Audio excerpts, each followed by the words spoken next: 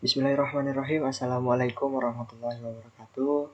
Alhamdulillahirrabbilalamin. Wassalatu wassalamu ala asrafil anbiya'i wal mursalin wa ala alihi rasulillahi ajma'in. Amma ba'du. Puji syukur kita panjatkan kehadiran Allah Subhanahu wa taala karena berkat limpahan rahmat serta karunia-Nya kita masih bisa mengikuti mata kuliah Aqaidah fil Islam, yang mana dalam kesempatan ini saya akan mempresentasikan hasil dari jurnal saya. Salat serta salam tidak lupa pula kita hadiahkan kepada junjungan Nabi besar kita, Nabi Muhammad SAW, dengan ucapan Allahumma sholli ala Sayyidina Muhammad wa ala ali Sayyidina Muhammad. Baiklah kawan-kawan sekalian, perkenalkan, nama saya Surya Eko Dinata, yang mana dalam kesempatan kali ini saya akan mempresentasikan jurnal saya yang berjudul Tawaran Damai dalam Persidangan Menurut Sistem Peradilan Islam dan Peradilan Indonesia. Baiklah, langsung saja kepada pendahuluan. Yang pertama, berdasarkan pasal 4 Undang-Undang Nomor 48 tahun 2009 tentang kekuasaan kehakiman menyatakan pengadilan membantu pencari keadilan dan berusaha mengatasi segala hambatan dan rintangan untuk dapat tercapainya peradilan yang sederhana, cepat, dan biaya ringan. Yang mana salah satu alternatifnya adalah mediasi, yang mana mediasi merupakan alternatif penyelesaian yang mampu menyelesaikan sengketa dengan tujuan win-to-win solution.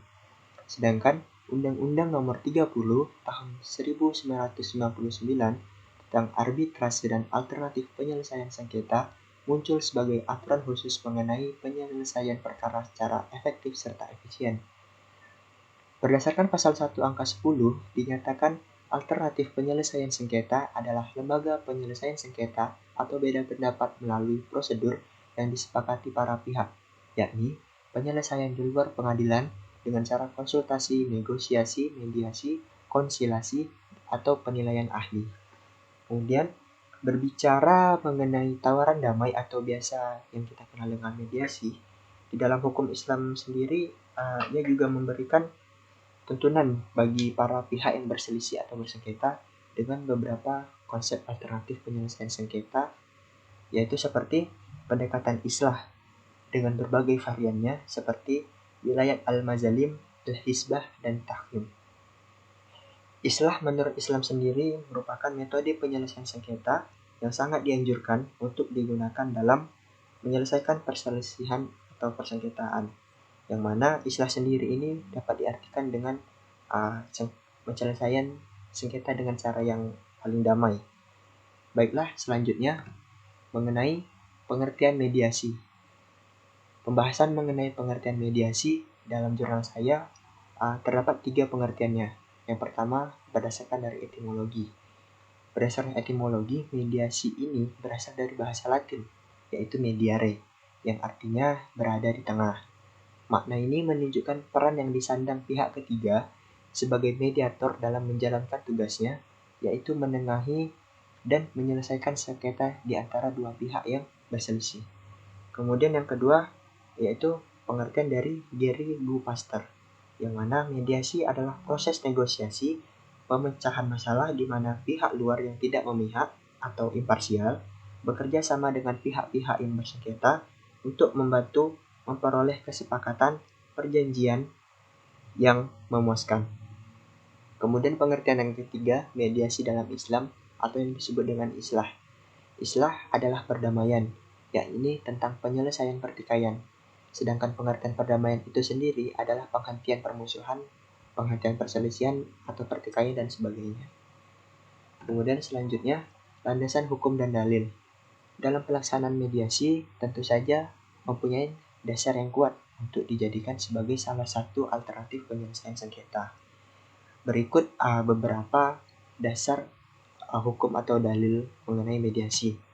Yang pertama adalah Perma atau Peraturan Mahkamah Agung Nomor 1 Tahun 2016. Kemudian yang kedua adalah Al-Quran Surat Al-Hujurat ayat 9 yang berbunyi A'udzubillahi minasyaitonirrajim, Bismillahirrahmanirrahim.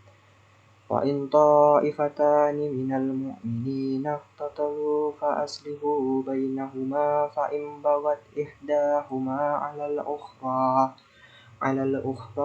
faqatilul lati tabghi hatta tafi'a ila amrillah فإن فاءت فأصلحوا بينهما بالعدل وأقسطوا إن الله يحب المقسطين. Yang artinya, dan apabila ada dua golongan orang-orang mukmin yang berperang, maka damaikanlah antara keduanya. Jika salah satu dari keduanya berbuat zalim terhadap golongan yang lain, maka perangilah golongan yang berbuat zalim itu, sehingga golongan itu kembali kepada perintah Allah. Jika golongan itu telah kembali kepada perintah Allah, maka damaikanlah antara keduanya dengan adil dan berlakulah adil. Sungguh Allah mencintai orang-orang yang berlaku adil. Kemudian yang kedua, Quran surat An-Nisa ayat 114 yang berbunyi, A'udzubillahi minasyaitonirrajim.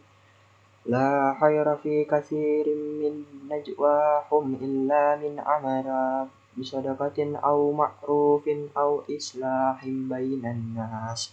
Wa may yaf'al dzalika ibtigha'a mardatillahi fasawfa nu'tihi ajran 'azima. Yang artinya, tidak ada kebaikan dari banyak pembicaraan rahasia mereka, kecuali pembicaraan rahasia dari orang yang menyuruh atau orang yang bersedekah, atau berbuat kebaikan, atau mengadakan perdamaian di antara manusia. Barang siapa berbuat demikian karena mencari keridhaan Allah, maka kelak kami akan memberikannya pahala yang besar. Baiklah, selanjutnya prosedur mediasi berdasarkan peraturan perundang-undangan di Indonesia. Yang pertama, proses pramediasi. Proses pramediasi yang pertama, para pihak, dalam hal ini penggugat, mengajukan gugatan dan mendaftarkan perkara. Kemudian ketua pengadilan negeri menunjuk majelis hakim. Selanjutnya, pada hari pertama sidang majelis, hakim wajib mengupayakan perdamaian kepada para pihak melalui proses mediasi. Kemudian para pihak dapat memilih mediator hakim atau non-hakim yang telah memiliki sertifikat sebagai mediator. Kemudian dalam waktu paling lama 5 hari kerja setelah para pihak menunjuk mediator yang telah disepakati, masing-masing pihak dapat menyerahkan resume perkara kepada satu sama lain dan kepada mediatornya. Kemudian dalam waktu paling lama 5 hari pula, setelah para pihak gagal memilih mediator, masing-masing pihak dapat menyerahkan resume perkara kepada hakim mediator yang ditunjuk.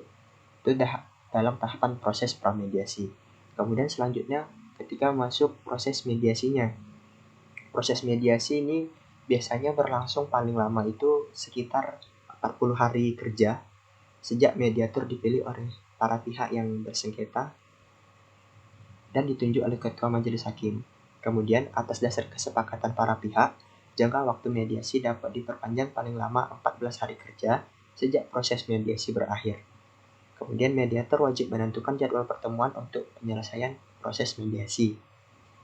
Kemudian selanjutnya pemanggilan saksi ahli dimungkinkan atas persetujuan para pihak, di mana semua biaya jasa ahli itu ditanggung oleh para pihak yang telah melakukan kesepakatan. Mediator wajib mendorong para pihak untuk menelusuri serta menggali kepentingan para pihak dan mencari berbagai pilihan penyelesaian yang terbaik. Apabila diperlukan, atau kaukus atau pertemuan antara mediator dengan salah satu pihak tanpa kehadiran pihak lainnya dapat dilakukan. Kemudian tahap selanjutnya yaitu proses akhir mediasi. Proses akhir mediasi yang pertama, jangka waktu proses mediasi di dalam pengadilan sepakat atau tidak sepakat adalah 22 hari. Sekali lagi, sepakat atau tidak sepakat adalah 22 hari, sedangkan untuk mediasi di luar pengadilan jangka waktunya 30 hari. Jika mediasi menghasilkan kesepakatan, para pihak wajib merumuskan secara tertulis kesepakatan yang dicapai dan ditandatangani kedua pihak, di mana hakim dapat mengukuhkannya sebagai sebuah akta perdamaian. Apabila tidak tercapai suatu kesepakatan, hakim melanjutkan pemeriksaan perkara sesuai dengan hukum acara yang berlaku. Mungkin itu saja prosedur mediasi berdasarkan peraturan perundang-undangan di Indonesia. Sedangkan kalau menurut secara Islam sendiri, pelaksanaan mediasi ini dikenal dengan nama islah tadi. Karena sebagaimana yang kita ketahui, mediasi ini sebenarnya sumber awalnya itu berasal dari ajaran Islam ini. Dan mengenai alurnya tentu saja tidak beda jauh dengan perundang-undangan di Indonesia. Hanya saja perundang-undangan di Indonesia memiliki rentetan hukum acara bahasanya, rentetan prosedur yang harus dilakukan sebagai pendataan atas penyelesaian melalui mediasi tersebut. Jadi secara umum tidak ada perbedaan yang signifikan antara kedua proses mediasi berdasarkan Undang-Undang Indonesia dan istilah ini. Kemudian selanjutnya kawan-kawan bisa lihat ini alur proses mediasi berdasarkan peraturan Mahkamah Agung tadi yang nomor 1 tahun 2016. Baiklah, selanjutnya mungkin itu saja yang dapat saya sampaikan. Mengenai kesimpulan dari pemaparan di atas sudah jelas bahwasanya mediasi merupakan salah satu alternatif penyelesaian sengketa atau masalah yang bersifat efektif serta efisien. Selain bersifat demikian, mediasi juga lebih membawa pengaruh yang baik karena dilandasi atas etikat penyelesaian masalah dengan seadil-adilnya. Bahkan Islam pun lebih mengedepankan prinsip mediasi dalam menyelesaikan persengketaan. Dalam prosedurnya pun, bahkan pengadilan dan perundang-undangan yang berlaku juga tidak menyalahi aturan Islam atau syariah. Mungkin itu saja yang dapat saya sampaikan. Saya Surah Eko Dinata mengucapkan mohon maaf apabila terdapat banyak kekurangan serta kesalahan dalam presentasi jurnal saya. Saya mohon kepada teman-teman serta Ustadz yang akan memberikan saya ilmu lebih lagi dan mengoreksi hasil jurnal saya. Mungkin itu saja yang dapat saya sampaikan. Terima kasih banyak. Syukran kasiran. Wallahul muwaffiq ila aqwamit thoriq. Wassalamualaikum warahmatullahi wabarakatuh.